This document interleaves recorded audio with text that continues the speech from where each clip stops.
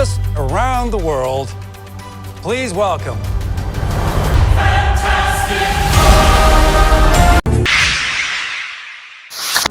Ngunit sa kasamaang palad, hindi kinaya ng pinagsama-sama nilang lakas si Galactus at tila nagawa pa nitong paglaruan ng Fantastic Four.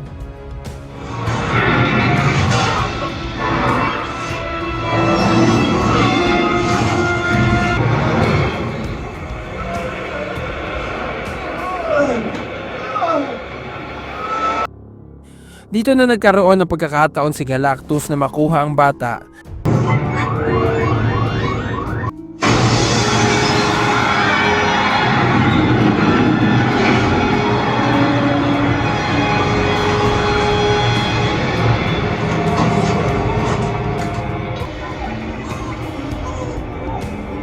Dahil sa nakita ni Sue na naig ang pagiging ina nito at gagawin ang lahat huwag lamang maagaw ang bata sa kanya.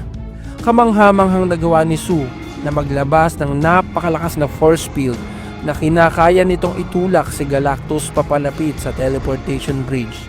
Sa sobrang lakas ni Sue, nakahanap ng pagkakataon si Reed na maagaw ang bata kay Galactus.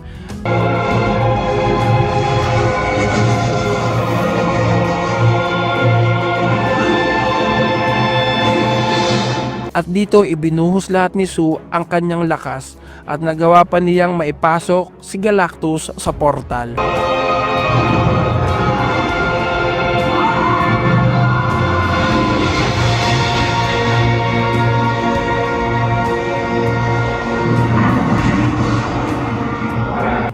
Kapalit nito ay ang pagkaubos ng lakas ni Sue na halos ikamatay nito. Dahil may natitira pang 15 segundo, nagawa pa ni Galactus na makabawi at nagpipilit na makalabas sa portal. Nang makita ito ni Johnny, nagdesisyon ito na ibuwis ang sariling buhay para itulak si Galactus sa portal. Kahit ang kapalit nito ay makasama siya sa loob ng portal at di na muli makakabalik, buo na ang pasya ni Johnny. Habang ubod bilis na papalapit si Johnny kay Galactus para itulak ito papasok sa bridge, dito na dumating si Silver Surfer. Itinulak niya papalayo si Johnny at siya na mismo ang gumawa ng paraan upang tuluyang mateleport si Galactus kasama siya. Shorts!